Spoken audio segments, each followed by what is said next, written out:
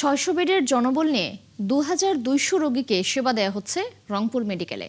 এতে প্রতিদিন নাজেহাল হচ্ছে মেডিকেল প্রশাসন।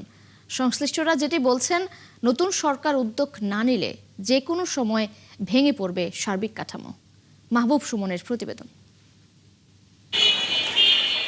২ কোটি মানুষের স্বাস্থ্য খাতের মৌলিক আশ্রয় রংপুর মেডিকেল, অথচ এখানে জনবল সংকটে প্রতিদিনের ময়লার পাহাড় জমে। অন্যান্য যে কোনো খাতে এই প্রতিষ্ঠানের অচল অবস্থার অভিযোগ করেন রোগী ও রোগীর স্বজনরা। এটা স্বীকার করেন হাসপাতালের কর্মীরা।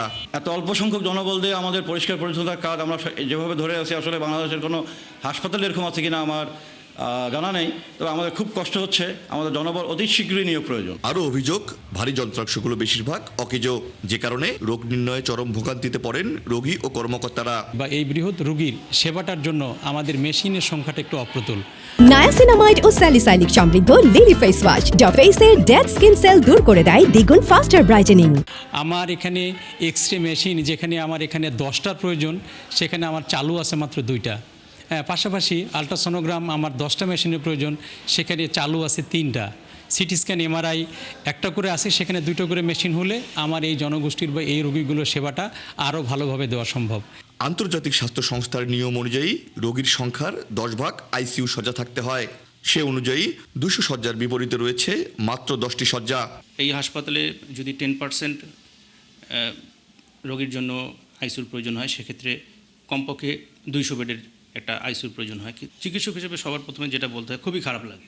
হাসপাতালের পরিচালক জানান, অতি সত্বর রংপুর মেডিকেল কলেজ হাসপাতালের বিষয়ে সুস্পষ্ট উদ্যোগ গ্রহণ করে জনবল সহ ভারী যন্ত্রপাতি ও প্রয়োজনীয় সংস্কারের জন্য পদক্ষেপ গ্রহণ করা হবে। জনবল সংকট এখানে প্রকট, তো আমরা এখন একটা প্রসেসের মধ্যে আছে যে আমরা যাতে, যেহেতু হসপিটালের বেড সংখ্যা 1000, সেই জন্য যাতে 1000 বেডের জনবল আমরা পাই, সেজন্য আমরা মন্ত্রণালয়ে চিঠি লিখেছি এবং প্রসেসের মধ্যে আছে। সেটা পেলে আমাদের হয়তো বা জনবল সংকট অনেকখানি কাটবে।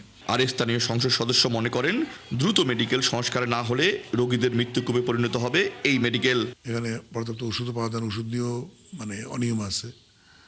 আবার সিন্ডিকেট কর্তৃক আপনার সমস্ত নিয়ন্ত্রিত হয়। সব ব্যাপারে আমি প্রথম সংসদেই আমি এই ব্যাপারে কথা বলব, কারণ স্বাস্থ্য সেবার ক্ষেত্রে এই যে সংকট, এটা সাধারণ মানুষের সবাই প্রতিনিয়ত ভুগতে হচ্ছে। 1970 সালে পূর্ব পাকিস্তান সরকারের গভর্নর জেনারেল মোনায়েম খান রংপুর মেডিকেলের ভিত্তিপ্রস্তর স্থাপন করেন। মাহবুব সুমন, 71, রংপুর।